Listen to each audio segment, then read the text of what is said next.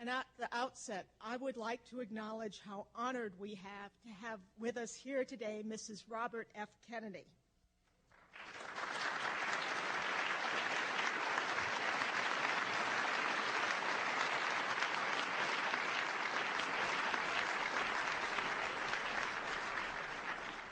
As founder and member of the Board of Directors of the Robert F. Kennedy Memorial, Mrs. Kennedy has done so much to enrich the lives of people through promoting the appreciation of the vision of Robert F. Kennedy and the human and moral need to make that vision a reality. Thank you very much. Downstairs in the Kennedy Library's museum, it is quite something to walk into the office of Robert F. Kennedy and see the desk piled with papers about the James Meredith case, showing the Attorney General's leadership on civil rights, and also on that desk, along with a note that says, "Call Ethel," is, in his handwriting, the words of Robert Frost. "The woods are lovely, dark, and deep, but I have promises to keep." Robert Kennedy committed his life to fulfilling the promise of a better world. He was President Kennedy's tenacious and effective campaign manager. At 35, he became Attorney General of the United States and JFK's most trusted advisor on all issues. He played a critical role in pulling this nation back from the edge of nuclear war during the Cuban Missile Crisis. After President Kennedy's death, he was elected U.S. Senator from New York, where he worked to remedy the problems of poverty and to promote human rights. And then he ran for president. He was 42 years old when he was slain in the middle of that campaign. You're going to hear a lot today about brilliance, justice, concern for the less advantaged, leadership, hope, and human decency. It is the story of an extraordinary man who continues to inspire so many of us in this room, in the country, and in the world. You will hear about many accomplishments, but we also have the privilege through the Kennedy Library's audiovisual archives to take a personal look at a man from the time he was just a boy.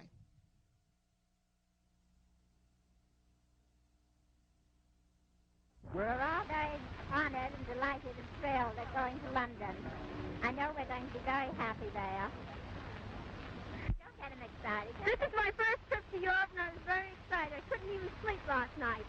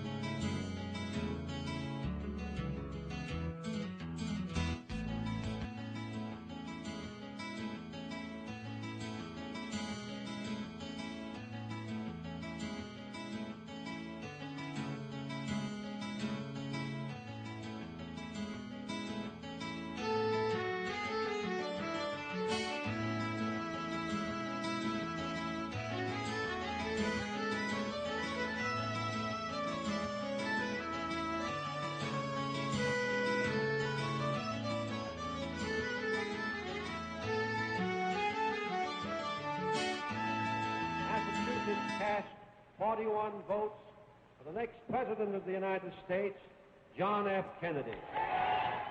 There is a Chinese curse which says, "May he live in interesting times." Like it or not, we live in interesting times. They are times of danger and uncertainty, but they are also the most creative of any time in the history of mankind. And everyone here will ultimately be judged will ultimately judge himself on the effort he has contributed to building a new world society and the extent to which his ideals and goals have shaped that effort.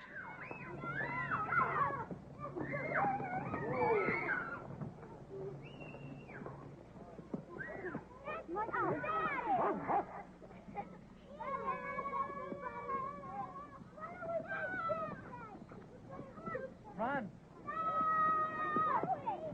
Throw it. Throw it. Mike, don't drop it, David. Oh. Good work, boy.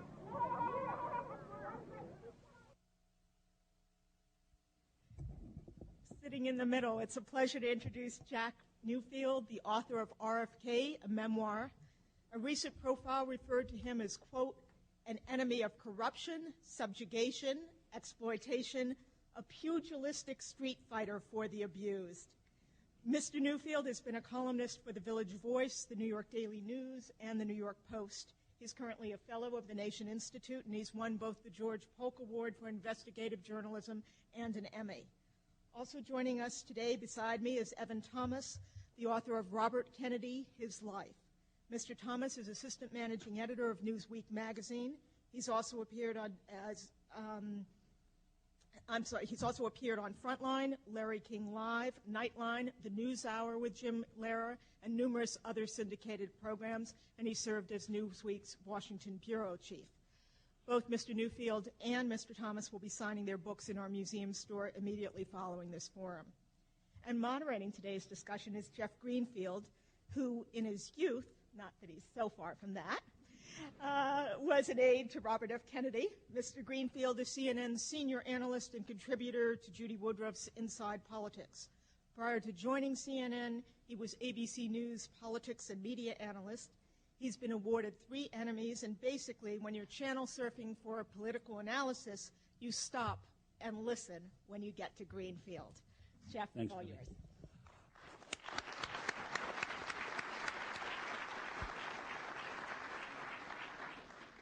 Afternoon. Let me just first say that it's a vicious slander that I have left New York to avoid watching the Boston Red Sox beat the New York Yankees yet again.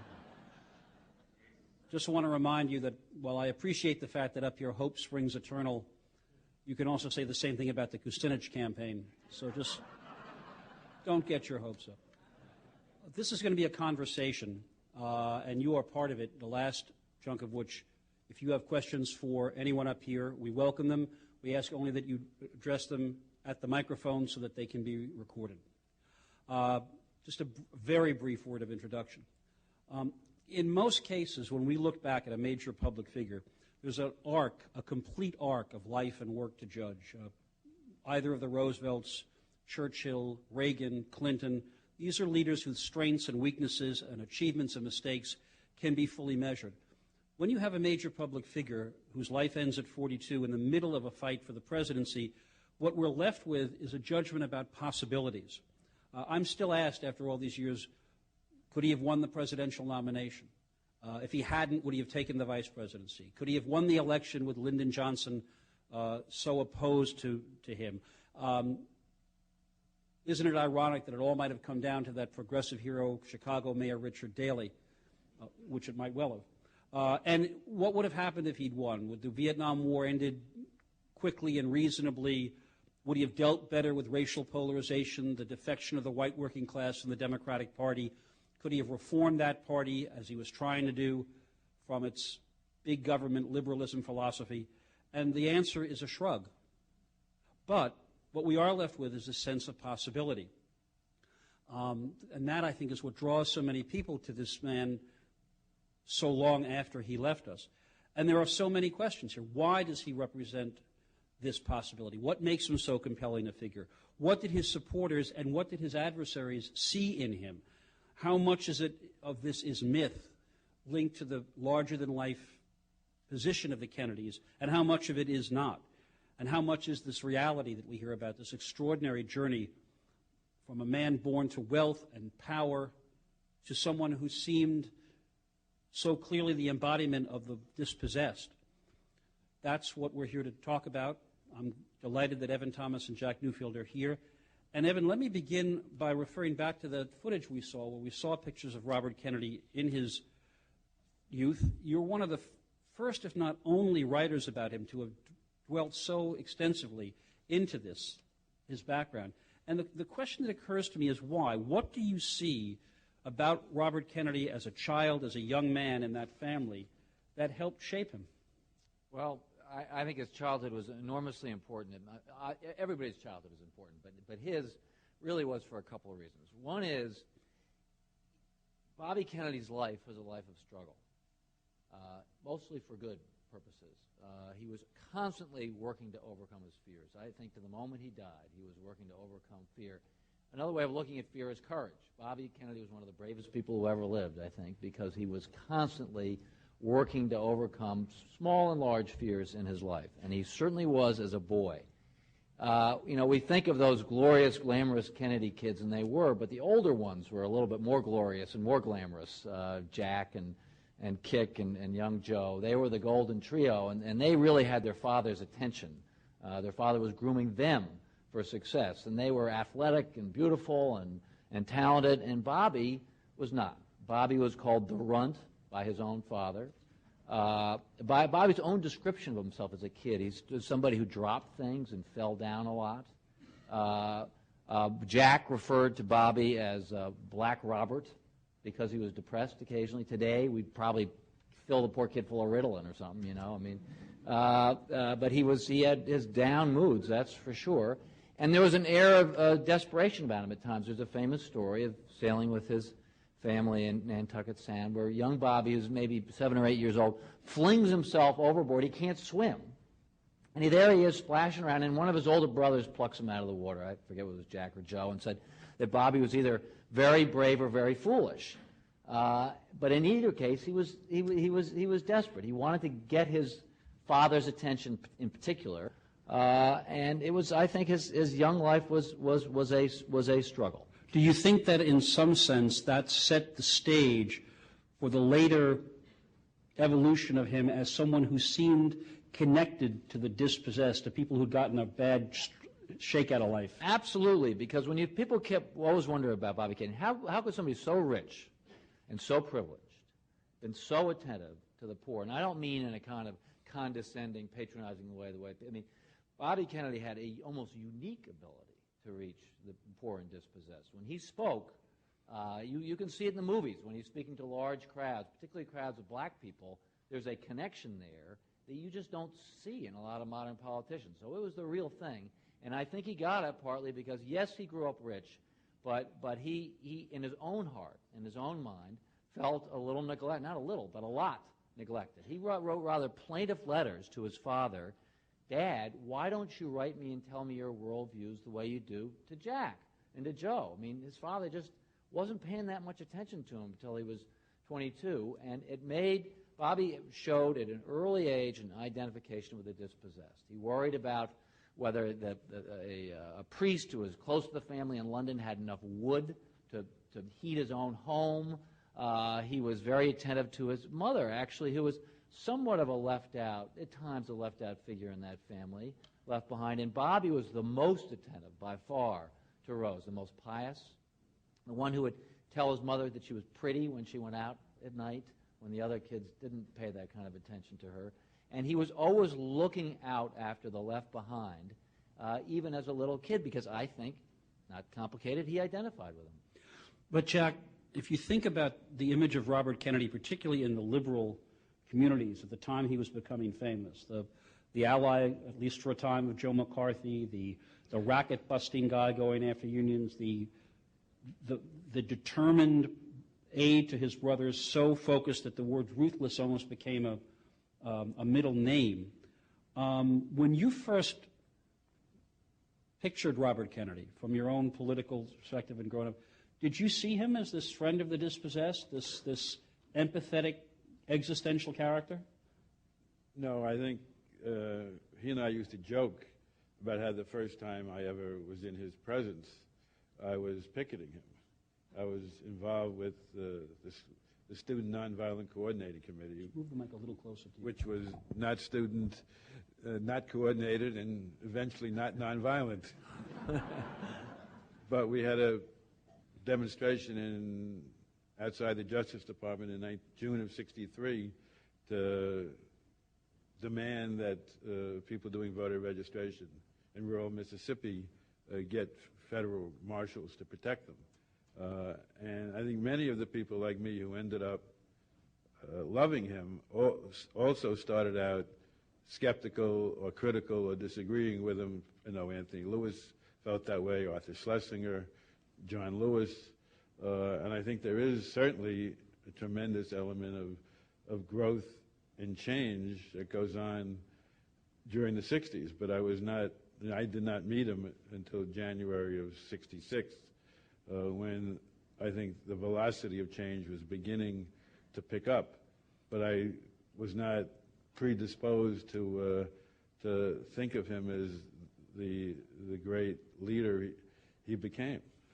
So if you look at Robert Kennedy as he first becomes a significant figure in public life, and I'd like both of you to take a crack at this, the man who was focused, some would say obsessed, with removing Fidel Castro from power, a guy who, by his own statement, thought that civil rights, at least in the early days of the 60s, was a political problem to be muted. He wanted the Freedom Riders to stop. He thought it was an embarrassment. When you look at that figure, can you see clues in that Robert Kennedy to the one who emerged in later years? Was there, you know what I'm saying? Was there something? I think there was certainly a series of clues during the evolution of the civil rights movement. You are correct that in spring of '61, when the Freedom Rides were going down to Montgomery and Birmingham, he asked for a cooling off period. He said, the timing isn't right.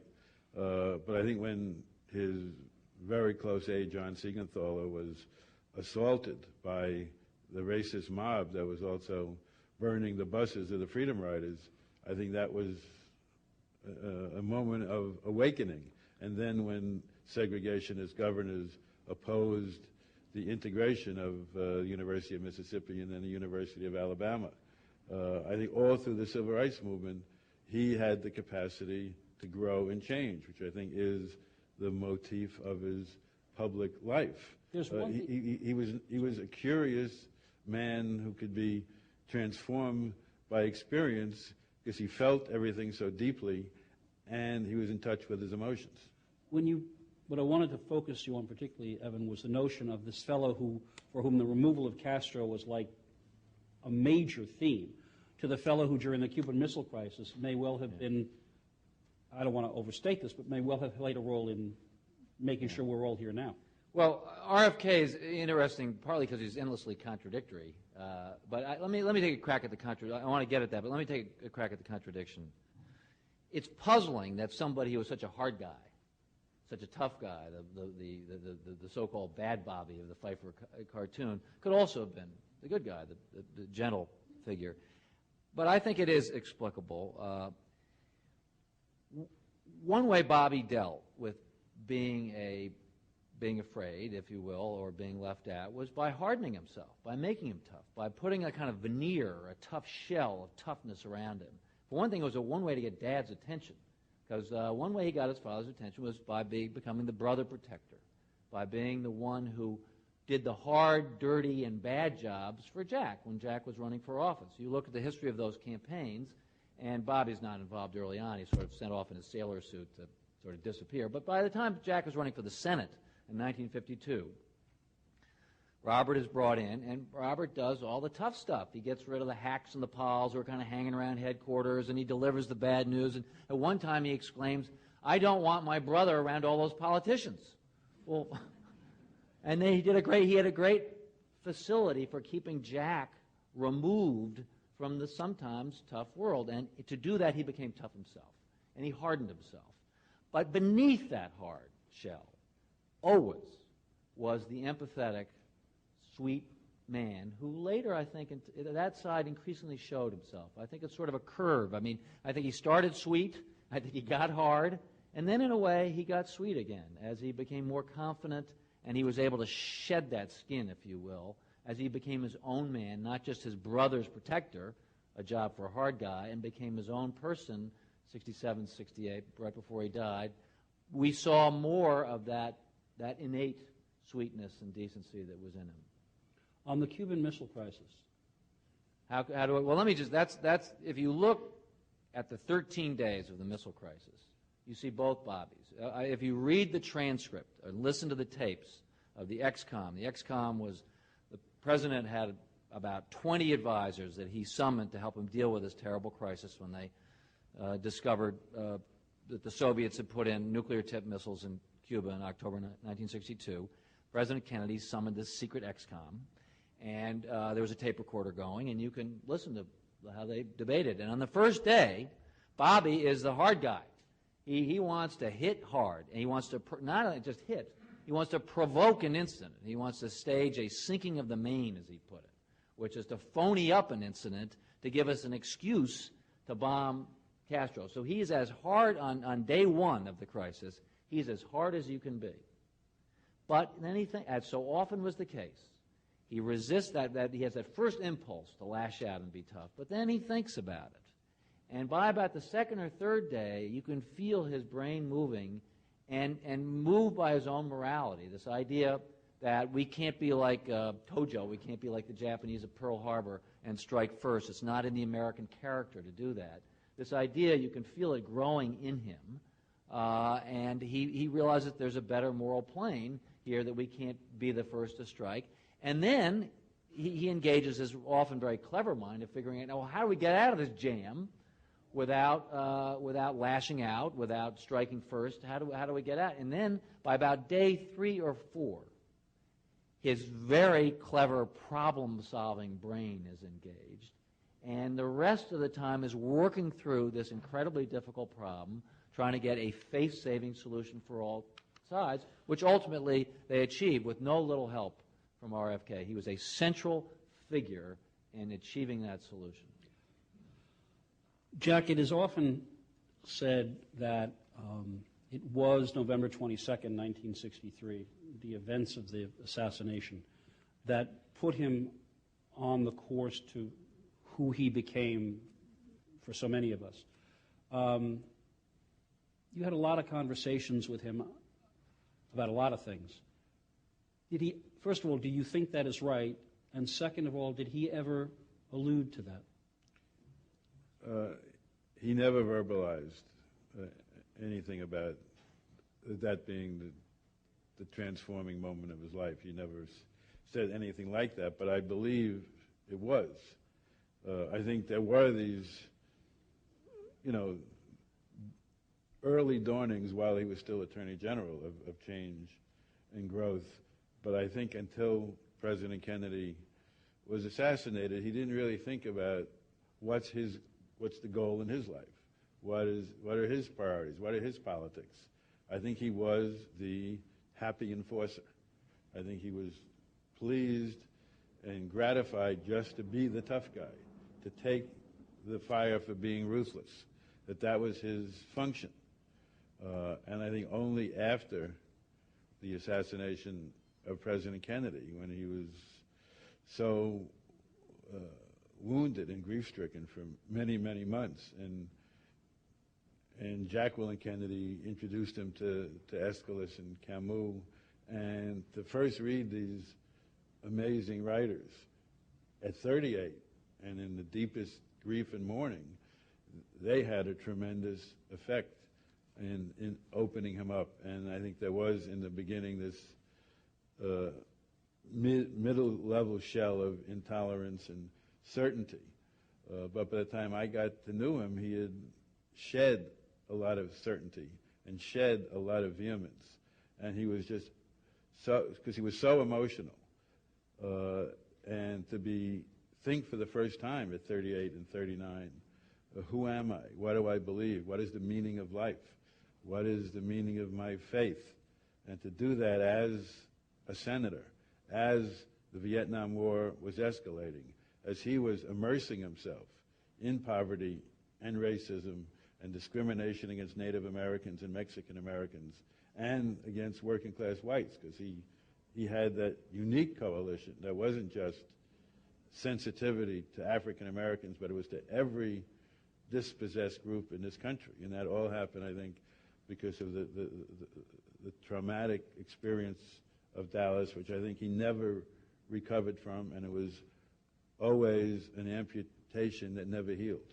It struck me, and I don't mean to do, two-bit psychologizing, that one of the things that may have pushed this was, here's a fellow born to privilege, born to money, born to power, is the second most powerful person in the United States, working on behalf of his brother, the president, and suddenly in this single lunatic moment, it's gone. And that a lot of the fascination with the Greeks, with Camus and his notion of the absurd, the whole idea that life can play the most awful tricks is a trivial word, but that fate can do this, that must have had some role in this evolution. There's no question, as Jack has mentioned, he became absorbed by the Greeks. He discovered Edith Hamilton's The Greek Way in March of 1964 on a vacation down at Mrs. Mellon's house down in Antigua. And while everybody else was out in the sun drinking rum, he was indoors fixated on this book because it spoke to him. This whole idea of that life is quirky and fated, and great people can have terrible falls. But there's another piece of this that was important to his identification, and that's the Greek idea of hubris, this idea that you can be too proud, and you can reach too far, and you can try too much, and the gods, if you do, will strike you down. Now, this is I am going to engage in some pop psychology here, but there's circumstantial evidence to support it, so bear with me. When Robert Kennedy was told the news by J. Edgar Hoover that his brother had been shot at about 1 o'clock in the afternoon on November 22nd, 1963, he did several things very quickly. He called one of his old spies out in the Midwest in Chicago to find out if Sam Momo Giancana had done it. He called into a CIA safe house at the Ebbett Hotel and spoke to a group of Cubans he knew there to find out whether the Cubans had done it. Which Cubans? Fidel or the anti-Cubans? No. We were at that time running Cuban emigres against Fidel, but there had been chatter that the FBI had picked up that the Cuban emigres felt betrayed by Jack Kennedy because of the Bay of Pigs, and so there was some speculation that our own Cubans, so to speak, would kill the president. He asked John McCone, the head of the Central Intelligence Agency, who's walking with him on the grass at Hickory Hill. He says, did the CIA do it? Did the CIA kill my brother? And according to McCone, McCone swore to him in a way that I think it was some kind of a religious oath, that the CIA had not done it. The point is, he's pinging away, trying to find out if various things that he'd had a hand in backfired against his brother. Bobby Kennedy at the time was vigorously prosecuting the mob. He was having a lunch with mob prosecutors to figure out the next move against the mob when he got the news. He was heavily engaged in trying to kill Fidel Castro and all involved in the Cuban community and this Cuban exile community. He was going after Jimmy Hoffa. Bobby Kennedy had been an extremely aggressive attorney general fighting against evil on many fronts, and he had a genuine and realistic fear that had blown back, but not against him, but against his brother, that his brother had paid the price for his hubris. And there's lots of evidence that Bobby was racked with concern, fear, worry. John Siegenthaler describes him this period as a man on a rack. He would get up in the middle of the night and drive around in his convertible. He'd go to Jack's grave. That was grief for the loss of his brother, to be sure, but it was more than that, I think. There was an element of guilt or doubt or wonder whether, and to the end of his life, he never totally accepted the Warren Commission conclusion that Oswald had done it. He always worried and had Walter Sheridan, his investigator down there, to the end, investigating whether the mob had done it. Let me turn a bit, because the first time, as an outsider, as a voter, as somebody who had had the traditional New York City liberal doubts, what first struck me that something really remarkable was going on here was in 1965, the high watermark of post-war liberalism in the wake of Johnson's landslide victory, his election to the Senate. He starts making speeches, one after the other, that begin to challenge the assumptions of traditional government liberalism. He starts talking about the failure of welfare and what it does to the recipients. He starts to talk about the failure of public education. He starts to talk about the whole limits of basically a New Deal Great Society approach. Where did that come from? I know he became interested in the idea of decentralization in that period. I mean, at one point he told me he had read Paul Goodman, and he made a reference to Emerson. I don't know where Emerson talks about decentralization, but when he got into forming the pioneering Bed-Stuy restoration project, he had a notion of decentralized power and empowering the community. I think he was, even by 65, he was going in a different direction than Nelson Rockefeller or Hubert Humphrey or Lyndon Johnson on a whole range of he was departing from certain liberal cliches about big government. And the Bed-Stuy restoration project had a private business component, a foundation component, and a government component.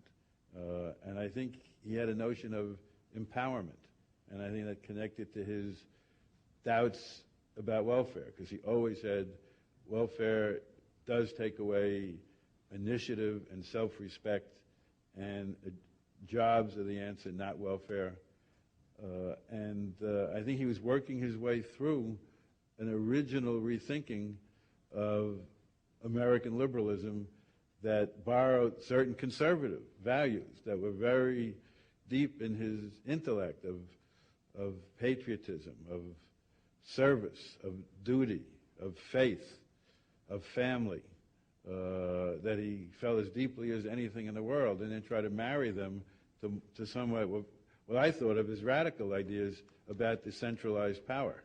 Yeah, I'm going to bring you, just two quick observations on this. One is this is also the time when the left in America, and the pre-whacked out left, if I may, the early SDS left, very early left, was talking about things like community control and power at the local levels. I can't remember what the cliche was.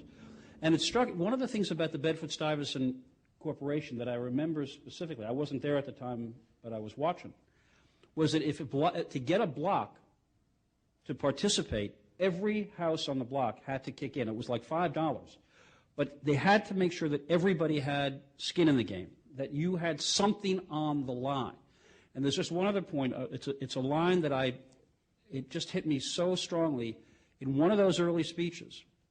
I mean, long before you have the alienation from traditional liberalism, he makes a speech where he says, what the poor do not need are more guidance counselors and social workers. If I've offended anybody here, I apologize. But the point is, I think the very fact that he did not come from the traditional liberal ranks let him rethink this stuff in a way that was much harder. Evan? The other value, Bobby Kennedy had a keen sense of human nature and a keen sense of human weakness and a keen sense of pride. This word pride is really important here because although pride can be a liability, it can be a sin, and Bobby could be guilty of that sin, he had a keen sense that individuals needed to have a sense of pride and a sense of dignity. And his perception that the poor were being robbed of their pride, and particularly young poor men were being robbed of their pride and their dignity by being given handouts, he acutely had that, and in ways that others didn't. And that insight, into fundamental insight into human nature, I think was essential to him because he was able to cut through a lot of cant and get right to the point, which is until these young, jobless, forgotten men, particularly, have a sense of their own pride and their own dignity, nothing's going to work. And I remember during the Indiana primary of '68, he made a speech advocating empowerment and decentralization as part of a new urban philosophy. And the New York Times had an editorial saying, he's moving to the right. Yep. That's part of what I think may have kept the lingering doubts about certain kinds of liberals about him, was that he wasn't talking the language that they were familiar with. I mean, the first time I'd been on a Senate staff as a junior aide for 2 days, and he brought me to a hearing on education. 2 years earlier, there'd been this big federal aid to education bill passed, which is like the liberal dream. That's what you do to help schools. And he was pounding the head of the Office of Education on what's happened to the kids. And the aide was kept citing programs and dollar figures, and he kept saying, what's happened to the kids? And maybe that's part of what... Well, he would go out, Bobby Kennedy was experiential. One of the great things about him was that he didn't just sit in an office or read a book. He'd go there. He'd go to Mississippi, or he'd go to the streets of Harlem or Bedford-Stuyvesant, and he would relate directly to those kids. He'd talk to them. And he was able to sense in them the same kind of inchoate yearning, inarticulate suffering that he, I think, himself had felt when he was young. I mean, there are lots of sightings of Bobby Kennedy together with young kids on Indian reservations, for instance. I remember being Pierre Salinger's wife describing Bobby Kennedy with some kids on an Indian reservation where they're sitting there in kind of silent community, reading each other's mind. And there's a direct mind melt going on here because Bobby Kennedy, in his own way, this rich kid who went to Harvard, somehow is able to understand what it's like to be 16 years old, living on a reservation without any hope or prospects. And those kids can understand that he can understand. And I think one of the many singular qualities Robert Kennedy had was this experiential sensibility that he, after I went with him to the Indian reservations in Appalachia and Mississippi, I thought that he was approaching poor people the way Walt Whitman would, or John Steinbeck, or Walker Evans, that he had an artistic sensibility about it, not how does this fit into a 6-point program or a 3x5 card. He would ask people, what do you do when you get up in the morning? How do you feel when you can't find a job? He wanted to see the world through the eyes of the casualties he visited. You've recounted this more than once, and I know it's in your book about you and him walking through Bed-Stuy where you grew up, right? And he had a particular, I mean, it sounds odd, but I think one of the reasons I think I was able to have click with Robert Kennedy was I think he envied the fact that I grew up poor in a black neighborhood with Bedford-Stuyvesant, and he would pump me about it all the time. And then in '66, at the beginning of his Bed-Stuy restoration project, he said, show me the house where you grew up. And we drive over to Vernon Avenue, and the house at that point is abandoned, and there's a lot of unemployed people and a lot of people strung out on drugs on the block, and it's crowded in the middle of the day. And we look up and down the block, and I say to him, what would have happened if you grew up on this block, Senator? And he looks around and says, I either would have been a juvenile delinquent or a revolutionary. Let's turn to Vietnam. Robert Kennedy was an enthusiast about the Special Forces. I believe as late as 1964, he had suggested or at least raised the possibility that he be named ambassador to South Vietnam by President Johnson. So somewhere between that period and within 2 or 3 years, as the war escalates, he changes. And I want to ask a blunt question here. To what extent do you think it was changed because the man now who was commander-in-chief was somebody who Robert Kennedy had held in minimal high regard? To put it mildly. Well, that's the polite way they do it in Parliament, I think. But anyway, to what extent do you think, or was it watching what was going on that just turned him around? I think there was a lot of things. Bobby Kennedy was very close to Robert McNamara. And Robert McNamara was going through silent agonies, not silent, but private agonies over Vietnam, starting in about the fall of 1965. even though McNamara is one of the guys who's pushed us down this road and urged the initial escalation and stood up for the war for many years thereafter, by November, December 1965, McNamara is having private doubts and expressing them to Lyndon Johnson. He's also expressing them to Robert Kennedy. And he's not advertising it, but Kennedy's getting a direct feed from the Secretary of Defense, one of the principal architects of the war, that the war is turning south.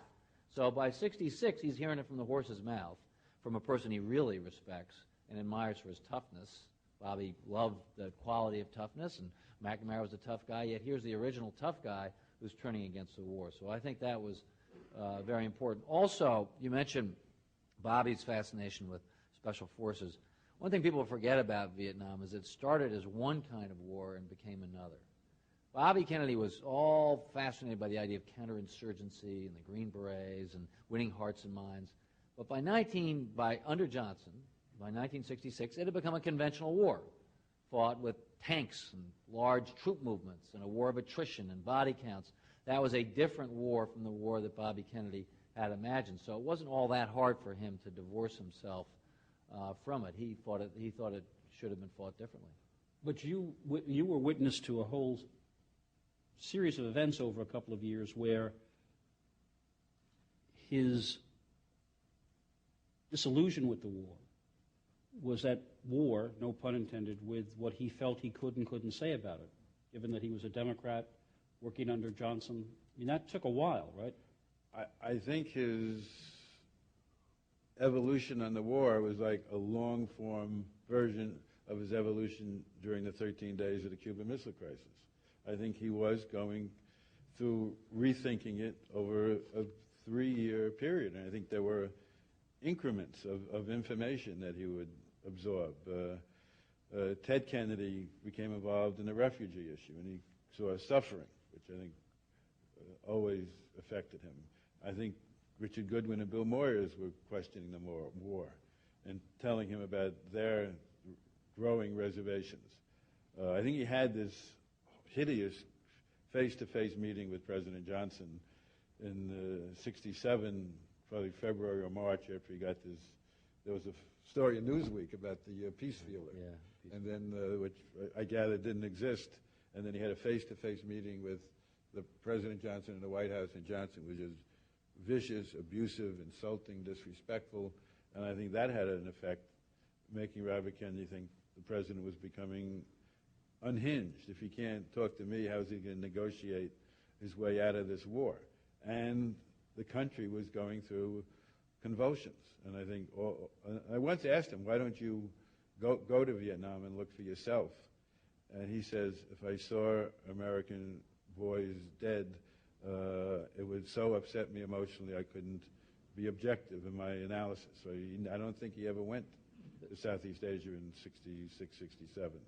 So I think it was a series of events finally realizing that President Johnson, he had no influence with President Johnson, that when McNamara was forced out and kicked into the World Bank, I think he realized that may have been the last straw. And then he famously had said that he would not seek the presidency under any foreseeable circumstances 8 hours before the Tet Offensive. And then the Tet Offensive ripped the scales off the eyes of millions of people.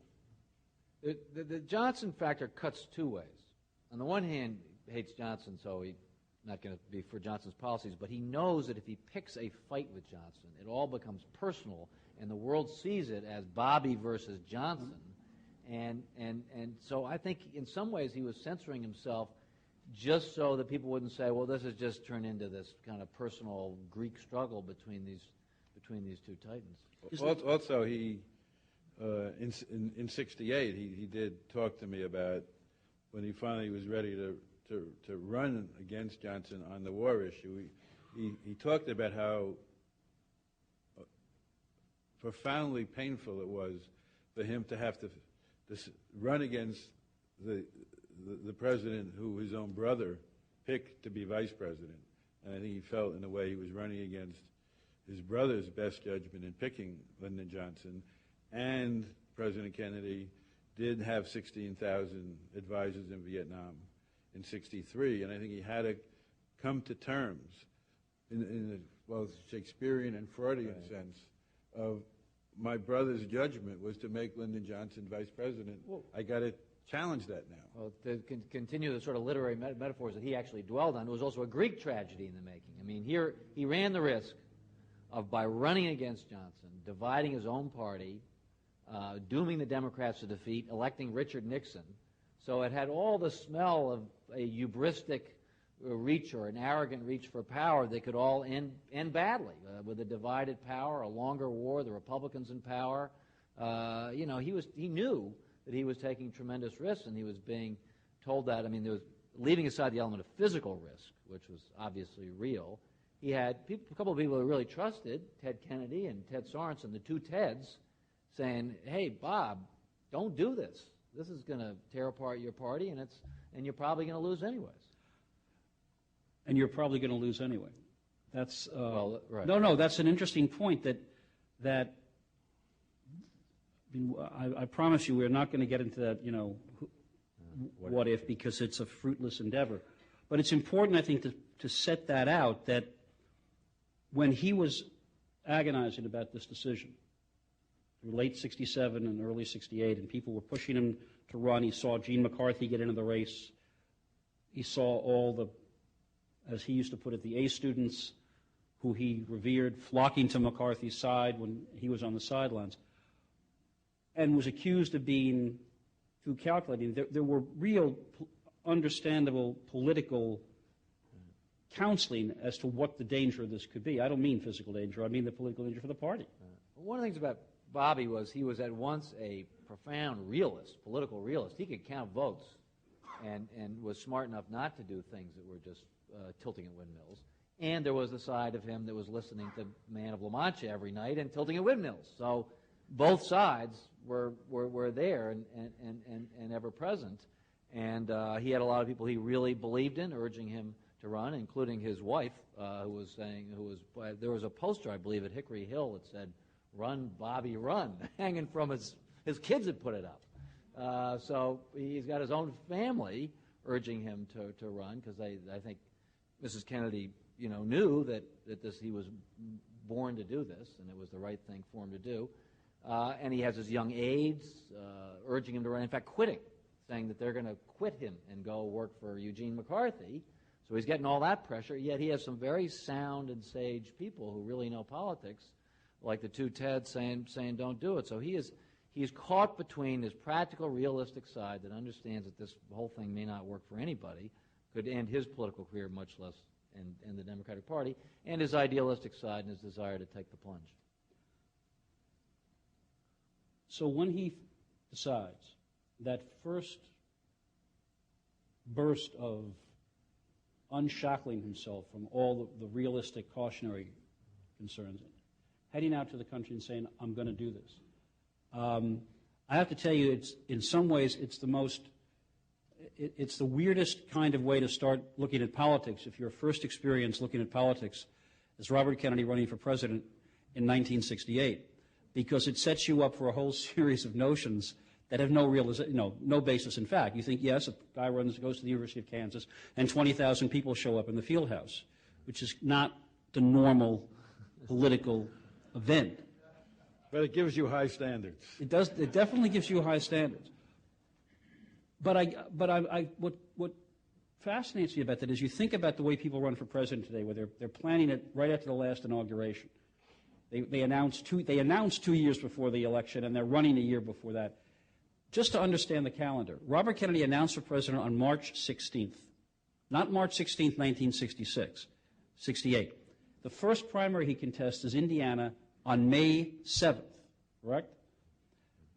So, I mean, from your own perspective, as reporters or as historians, this was about as remarkable, as explosive a political campaign as you could imagine. I think Robert Kennedy was like a tiger let out of his cage when he finally decided to run, and there was an equal amount of pent-up emotion in the country, on the campuses and in the ghettos, about what he might accomplish. And It was the first national political campaign I ever covered, and I've never seen anything close to it since 1968 in terms of intensity and emotion let loose in this country. I'll never forget the last weekend in California. He invited me to ride in his car through the black and Mexican neighborhoods of Los Angeles. And he said, "I want you to see the joy I see." And I was on the trunk of the car with Walter Dumbrow, who was a cameraman for CBS, I think. And I'll never see anything like that again. It was a once-in-a-lifetime meeting of a candidate and hope and a transcendent moral issue. One of the things I think that made it poignant is that Robert Kennedy was not a natural political figure. I mean, his hands shook. I've had people describe when he had to grip the podium to stop his hands from shaking. His voice was reedy. He was not a good public speaker at the beginning. In fact, there's one passage, a very short passage I want to read to you. I was reminded of this, just to show you how bad Bobby Kennedy was, how weak the raw material was at the very outset. This is Angie Novello's description. Angie Novello was Bobby Kennedy's longtime secretary and just a terrific woman who loved Bobby and was, well, here's her description of Bobby giving a speech at Georgetown in 1955. "I was appalled. I thought, oh no. I was sitting in the middle of the auditorium and I could hardly hear him because his voice was very high-pitched and he'd slur his words and go down to nothing. When we got back, Bob said, 'How do you think it went?' I said, well, pictures were great, and I think you could have spoken better than that. And Ethel said, 'I thought he was very good.' Bob sort of smiled." Well, Yep. you know, I mean, that's the raw material, and yet he was able to turn that into a virtue, because instead of being a stuffed shirt politician, Senator Claghorn, people sensed in him his vulnerability, even his inarticulateness. I remember talking to Robert Coles, a psychiatrist, about this, who really knew Bobby well. That Coles, who spent a lot of time watching him, sensed that sometimes his inability to summon the right words helped him relate to people who had that problem in their own lives. They were troubled, they were bothered, but they couldn't quite summon the words to explain it. Mm-hmm. And Bobby, that helped him communicate in this almost nonverbal way that was ultimately very powerful. And Bobby had doubts about it. I mean, as late May 1968, Bobby does a speech out in South Dakota, I think, and he comes back and he says, "Oh, I'm just not Jack. I still can't do it." Well, he could do it in his own way, but he was still comparing himself even that late in the game. Well, I think part of what was appealing was the vulnerability that I think Americans like, figures like James Dean or Bob Dylan, who seem vulnerable and inarticulate, become more appealing because of the authenticity of the inarticulateness. And he actually, so unusual for a politician, told them the truth. I mean, there are some great scenes. Told them the truth about what they'd have to do. He loved going in amongst college kids. Here's somebody who wants to win over college kids. Gene McCarthy's got all the A students, and Bobby's worried that he's just got the C students. And yet, when he's with college kids, he'll say, well, how many of you in the Midwest will say, how many of you voted to escalate or wanted to escalate the war? And they'll raise their hands. And they'll say, well, how many of you want to have a draft deferment? And they all raise their hands. And they say, well, let's see.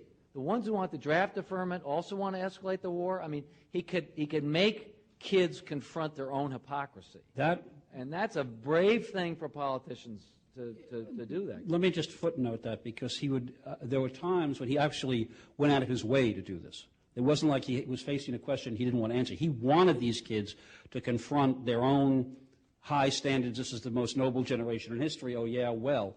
Because there are times in this campaign when he would raise exactly that question. He'd just say, by the way, how many of you are for student deferments? And he'd say, I'm against them. And they'd boo. And he said, all right, let's talk about this. And he'd talk about who's getting drafted and who's not. And then he would say, on occasion, he'd say, when my children are old enough for to get to college, they're going to get into college, whatever, because their father is a wealthy and powerful man. Now, you just don't hear many politicians put it on the line like that. Not simply to say you kids are relatively comfortable and you're going to be exempt from this burden, but my kids might too because of who I am. This is an extraordinary moment in American politics. And when I said 1968 campaign can kind of mislead you, because you think, oh, I guess this is what politicians do. My personal favorite, he went to the University of Indiana Medical School, and all these young Republican doctors are giving him a hard time about Bobby Kennedy understood that we were going to have to increase spending on medical care, particularly for the elderly. And so all these young doctors-to-be are asking him, and one of them stands up and he says, well, who's going to pay for all this? And Bobby looks at him and says, you will. Well, I mean, what politician would do that today? And then he would go to Oregon and tell the hunters he was in favor of gun control, and then he would tell the businessmen they had a moral obligation to do something about poverty. There's one other thing about this, because in a few minutes we're going to ask for you to get your chance at these mics. The one thing that, and I think it fits with a lot of what you've been hearing, the one quality that as somebody who didn't work with him or ever see him till the last year, was completely surprised by, given the image, was his humor. I mean, the very thing, the notion of absurdity, which can lead you to these kinds of existential moments, also leads you, in some sense, to look at the world with a twinkle in your eye, and to sort of not take seriously the conventions of politicians. When Kennedy would campaign on whistle stops, which he did in Indiana and Nebraska, and I think Oregon and California, he'd get to some small town that hadn't seen a presidential candidate since like Grover Cleveland. And he'd say, people ask me all the time why I decided to run for president. Well, the answer's simple. I knew if I ran for president, I was going to have to run in Nebraska. And if I was going to run in Nebraska, then I'd get to visit Culpeper. They knew what he was doing. He knew what he was doing. And the twinkle in his eye about being able to sort of mock the pretensions of politics was something I think he got a tremendous kick of. We went to some town that was celebrating Serbo-Croatian Day, and he asked that they were all dressed up, and he Probably said, Chicago. Oh, it actually was a small town in Nebraska, and he said, how many of you are Serbs? How many of you are Croatians? Said, why are you celebrating Serbo-Croatian Day? Not, you've contributed much, and I'll tell you one more quick story. At the end of that trip, we went to Omaha, packed field house, and there's a heckler just going, and from the moment Kennedy starts speaking, he says, look, please, I'll give you a chance. Guy keeps going. He turns to Mrs. Kennedy, and he says, Ethel, I have a feeling the vote in Omaha is not going to be unanimous. It's just those moments. So before we turn to the audience, I really am going to keep my pledge about what if and what not. But give me a sense of where you think he was politically in June of 1968. In other words, not would he have won or would he have lost, but what was the case? I think the night of the California primary, he actually said that he felt his own man for the first time. Where was he going, if I can ask that? What was he looking to do?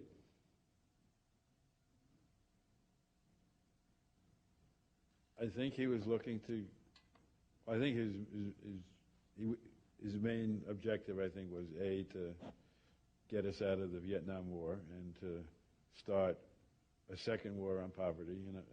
But I think intellectually he was in progress of trying to create this new synthesis of ideas that would take the Democratic Party beyond liberalism and to create this new kind of coalition of blue-collar, working-class whites with minorities that has not been put together since then. I think, I'm not qualified to go beyond I'm not asking those generalities. Okay. But was there, given what we saw happening in the United States that I spoke about at the introduction, the alienation of the white working class, the backlash that was visible even in 1964 when George Wallace got some very heavy votes in the Democratic primary, this would have been no matter what, where he was or what, this would have been a pretty tough political road. I mean, he did have this ability to put together this unusual coalition of poor blacks and poor whites, and he did it in Indiana, The degree to which he did it has been somewhat exaggerated. I think the statistics show a more mixed picture. But pretty unusual to be able to do it at all. It would have gotten tricky once he was in power for a couple of reasons. I think he would have tried to do the mother of jobs bills because he really believed in the empowerment of work. I mean, he really believed that people want to have jobs, and that was a lot more than handing them checks, give them a job. The trouble with that, of course, is the unions would have had trouble with big jobs bills and navigating the legislation through to create massive jobs bills without arousing the opposition of organized labor, basic core base of the Democratic Party, would have been a tricky political dance. I think he had great political skills and great willpower, and maybe he would have pulled it off, but it would have been hard. On Vietnam, same thing. I think he really wanted to get the hell out, but not that easy to just withdraw when you got, at the time, we had 500,000 troops in Vietnam, and not so easy just to put them on boats and bring them home. Which I believe is what Mayor Daley once said to Lyndon Johnson. I think the story is Lyndon Johnson said, because Daley was an opponent of the war in Vietnam, how am I supposed to get him out? And there are two versions of that story, one of which I cannot repeat because of the adjectives used. But the other one is basically the same way you got there. Put them on boats and put them on planes and get them out.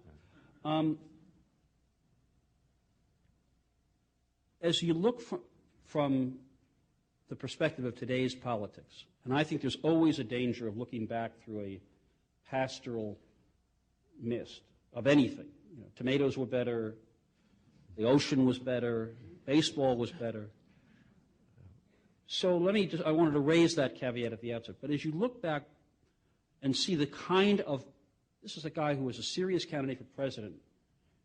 And when we think about serious candidates for president today, speaking and acting in this way, it does seem a bridge too far. Was it the circumstance of the time and the place and who he was and where he came from, the brother of the martyred president? Or do you think there was simply something about this fellow's character that would have made him the same kind of empathetic, sympathetic figure even in today's environment? Calls for speculation, but it's the last question before we get to the audience, and I thought I'd give you a shot at it. I think it was both. He had the connection to the martyred president, but he was a natural leader. People followed him when he was Attorney General. He put together this amazing staff in the Justice Department. People always talked about him as the guy they want to be in a foxhole with. And I think the more I've seen of all the politicians who have come after him, the more I appreciate these personal qualities of leadership. I think he was the combination of who he was and the times that he could have changed. He was the one politician who really could have changed history. And the night he was shot, I was hugging John Lewis at the hospital, and I said, I can feel history slipping through my fingers. And I still feel that way. I can't top that. Come on up to the mic if you've got questions.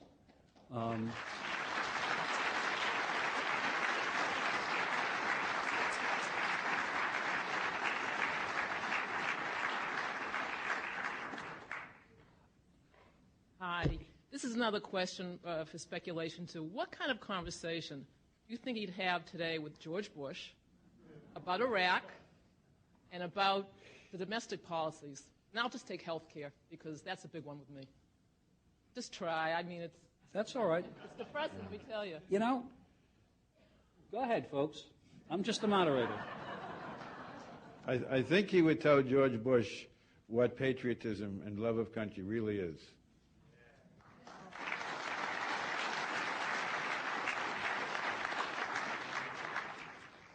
I think in some ways, this is going to not sound right, but he would have admired certain aspects of Bush. Bush's intuitive qualities, his decisiveness, I think Bobby would have liked, with the significant exception that I think or I hope that RFK would have said, look, it really doesn't work unless you tell people the truth. You got to level with them. You just have to, when you're in a tough spot like this, you have to level them. I mean, I remember Judge Oberdorfer who was an aide to Robert Kennedy, when he was Attorney General, watched Bobby Kennedy watch his brother at the press conference after the Bay of Pigs. At the press conference after the Bay of Pigs, people are going crazy, and President Kennedy says, you know, look, victory has 1,000 fathers, but defeat is an orphan. I'm the president. I accept responsibility. And Oberdorfer is watching Bobby watch this, and Bobby's going, right, that's what you got to do. You got to accept responsibility. And I think that if Bobby Kennedy was watching President Bush's press conference, he would have been going, no, you have to accept responsibility. If I may lend a bipartisan note to this audience, whose general political leanings I divine, I think Robert Kennedy would have some interesting conversations with the Democratic Party over the last 30 years, too, on a whole variety of things. I've often wondered, in fact, I've asked some of the Kennedy offspring, how do you think your dad would have dealt with the abortion issue? Not that easy to answer. Women's issues, fine. No problem. You know, he'd have been out in front on that. Some of these cultural issues where the Democratic Party got kind of immersed, gay marriage, now it's another generation, so you can't know. And on the Democrats' notion of what constitutes a vigorous, smart, I gather he might have liked Bill Clinton's welfare reform. There might have been something there that he thought was. I think he would have wanted a much larger jobs component. Okay.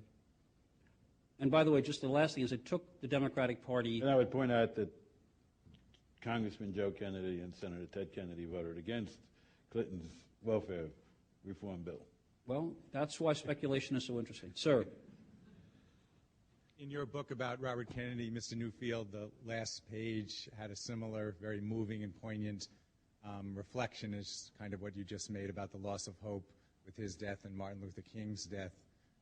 I'd be curious with someone with your experience of American politics and life, where you find hope today in what's going on in our country. What are the pieces you still find hope in that are going on now?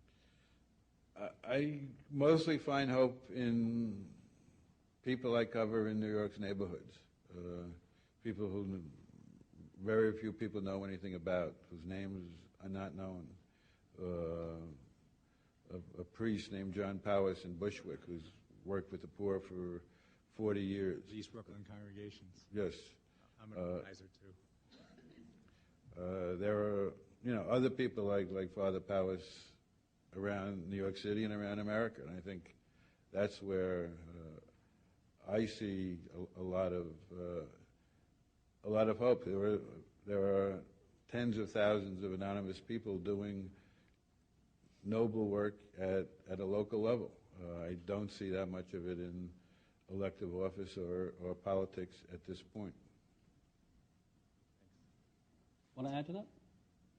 I think there's plenty to be hopeful. There's always plenty to be hopeful for. I just don't accept the premise of the question. I'm hopeful about my children. I'm hopeful about the day outside. I think that the United States is the most hopeful country that's ever existed and still is.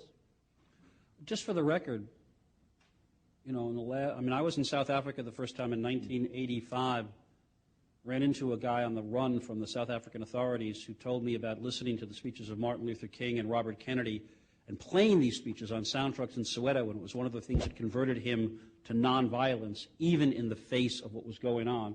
And 5 years later, I went back, and Mandela was getting out of jail, and this guy wound up becoming the very powerful regional public official. If you look at the last 20 years of history, the collapse of the Soviet Union, the end of apartheid in South Africa, a fragile peace in Northern Ireland, not to mention what happened in race relations here compared to when Robert Kennedy was starting out.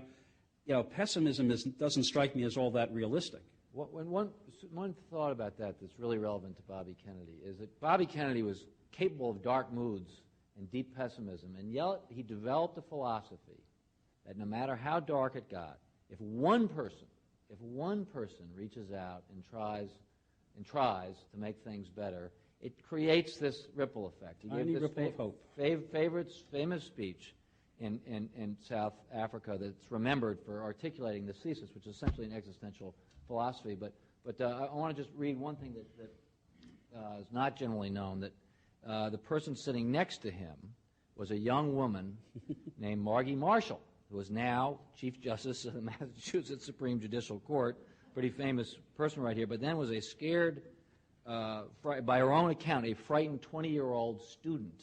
And this is what she said about that speech that day. He reminded us, me, that we were not alone, that we were part of a great and noble tradition, the reaffirmation of nobility in every human person. We all had felt alienated. It felt to me that what I was doing was small and meaningless. He put us back into the great sweep of history. Even if it's just a tiny thing, it will all add up. He reset the moral compass, not so much by attacking apartheid, but by simply talking about justice and freedom and dignity, words that none of us had heard in, it seemed like, an eternity. He didn't go through the white liberals. He connected straight by standing on a car. Nobody had done that. How simple it was. He was not afraid.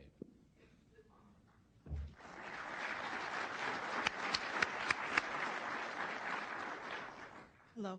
One thing that's always attracted me to Robert Kennedy and his politics and his caring was the way he showed such caring for children in this country and his compassion every time you would see him visit the neighborhoods and the children that he cared for in the future. And you talk about hope and you talk about our children. And I fear for that today because I don't see it. I don't see the children being looked for, their education, their health, their future. And I just wondered if you had anything, what he would say to the children today and, what kind of hope is there for the future for them. Well, it's true he had a unique way of reaching children. There are millions of examples for it. I mean, remember Bob Cole's telling me that's probably because Bobby still was a child. He liked to talk about what kind of flavor of ice cream he liked, and his favorite was chocolate. And I mean, there was a kind of endearing childlike quality with children, his own children. Certainly, you could see it in that movie we saw as he hugged his own child. But didn't have to be his own children. He would go out there and poor kids, rich kids, you name it. He had a unique ability to reach out for him. But as I think Jack has said, Jack has been out there in the neighborhoods of New York where there are people like that all over the place who are reaching kids. And whatever governments do, and sometimes they do it right and sometimes they do it wrong, there are always going to be individuals who have in them human empathy and care about their kids, and that's where hope lies. Sir? It seems practically sacrilegious to raise this name. But what was Sirhan's background, his motivation, etc.? Lee Harvey Oswald has been dissected 100 different ways. We hardly hear anything about Sirhan. Where did he come from? What was his backing? It was a beginning stage of terrorism, I don't know. Where was the man? Who was the man? What was his background? What were his motivations? I still feel sad just talking about him, but I think it's important we know about him. I don't know how to answer the question. I can't even deal with it. Yeah, I mean, he was obviously a sad. He was politicized. I mean, he was pro-Palestinian, and he by his own testimony, when he saw Bobby Kennedy go into a synagogue in California, it somehow triggered something. But my suspicion it wasn't really driven by that, as usual with these nutcases, that the politics is just the surface. He was a deranged individual who had access to a handgun and lay in wait and got horribly lucky. It's why, actually, we're here much more to talk about his life and his work, which is where I want to keep the conversation going. And I'm hoping that there are some more folks that have questions, and if not, I will keep us going for another couple of minutes. But I'm turning back here a little bit, because one of the things about him that I always wondered about before we get to another question was, this is such a man of action. Somebody who, I mean, in every way. He's a man of physical action. He's a man of political action.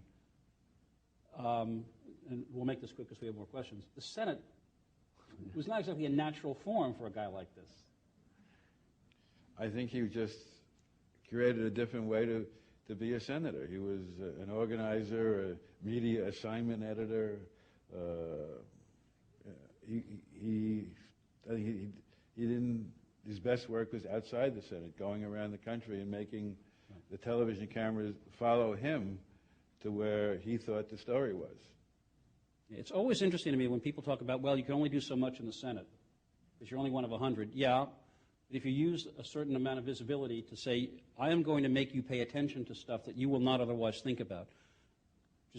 One of the really interesting things about how he used who he was. He knew full well that because he was a Kennedy and not just another senator and a potential president, people would follow him. Look where he took them. Look what he did with that power.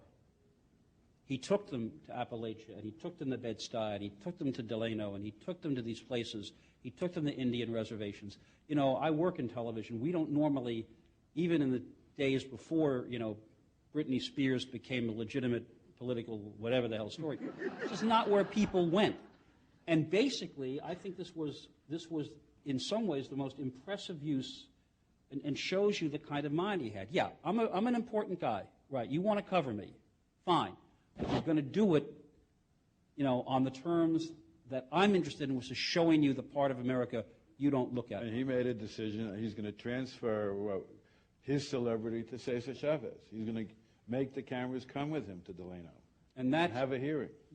When, you know, that's something that, you know, well, I'll tell you that story if I have time, or at least a notion that somebody has. Sir.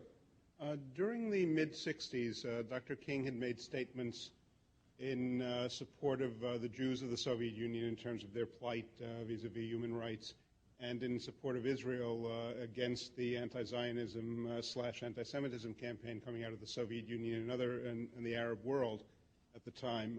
Did Senator Kennedy formulate any ideas on Soviet Jewry? Did he make any public statements to that effect? And just out of curiosity, how did he deal with his father's bigotry in terms of, he is diametrically different from what his father... He hired Jeff Greenfield.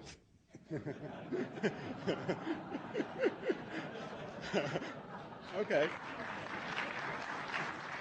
And Adam Walensky and Peter Edelman and Frank Mankiewicz. I have to say there's a moment when I talked about his pucker sense of humor. He just reminded me of something. I don't know quite the circumstance, what the issue was. But indeed, this was the group that was around a piece of paper. And remember, I don't ever want to mislead. I mean, I'm a 24-year-old kid, so, you know, I'm not the guy who calls in and says, what should I do? But, you know, I'm there. But Edelman, Walensky, Mankiewicz, Greenfield. And I can't remember it may have been some of the separation of church and state issue or some, you know, one of those things. And he looked at all of us in the middle of the conversation with this little boy grin. And he said, of course, the difference is I'm going to heaven and you're not.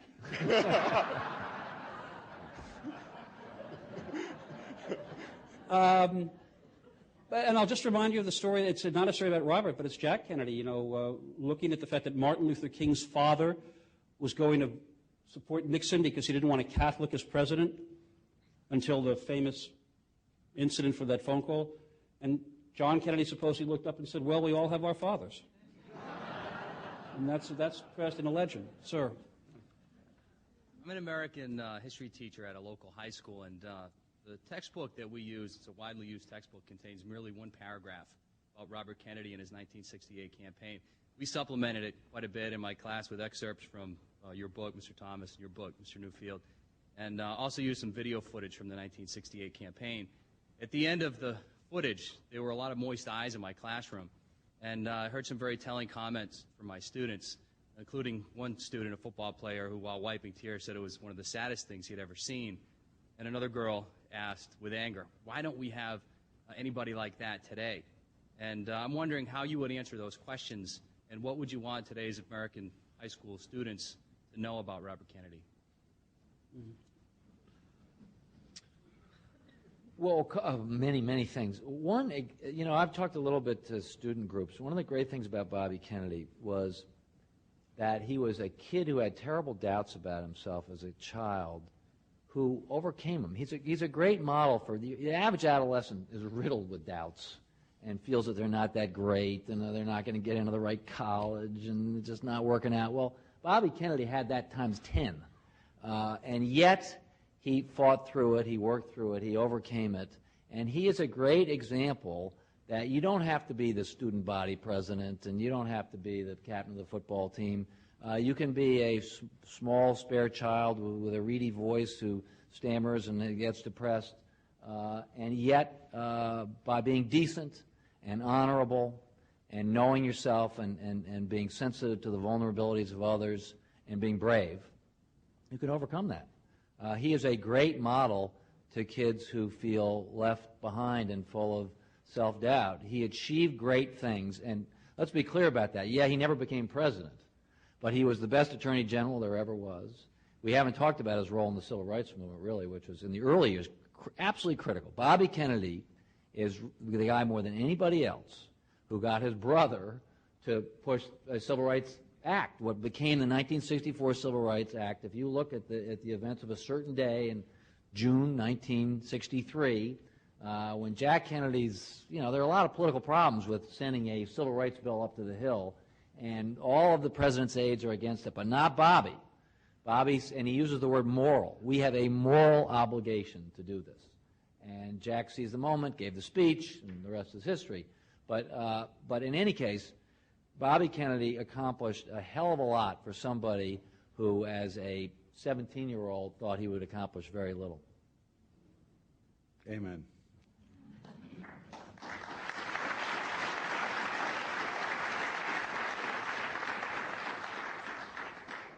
We're almost at the end. I did want to tell you this one, or recount something, because it triggered in me that when we talk about possibilities, not elections and, who would have won what. But about a year ago, I talked to a former congressman named Floyd Flake, who is now a senior pastor out at the biggest African-American church in Queens. It's a huge political and social entity. They do housing, they do senior citizen centers, they do schools. And Floyd Flake is one of these people who is very skeptical about mainstream liberal approaches to race and poverty.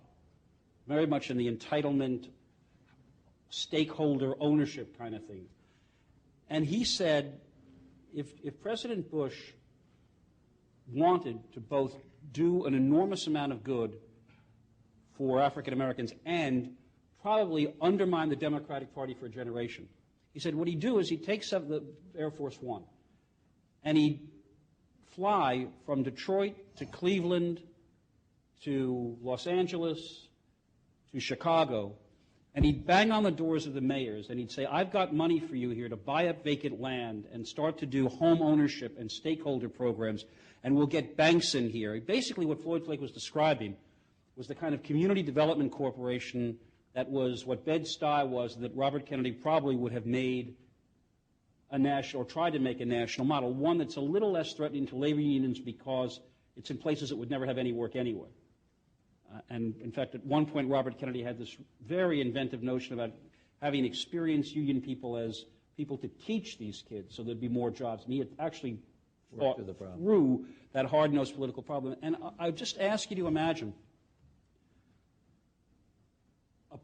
any president, Republican or Democrat, with that kind of focus on that kind of issue, with that kind of energy, using the power of either a national political figure or, imagine, the presidency, to focus that kind of attention and to begin to change the dynamic of how you do this,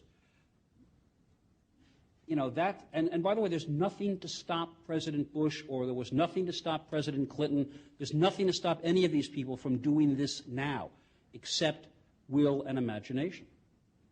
And that's both a source of hope, and if you like to be more pessimistic, because we're near a big university, and optimism is extremely unfashionable, then you can be pessimistic about that. I look at it the other way. We've come to the end of our moment. I want to very much thank Evan Thomas and Jack Newfield and Ethel and everyone else for joining us. Thank you.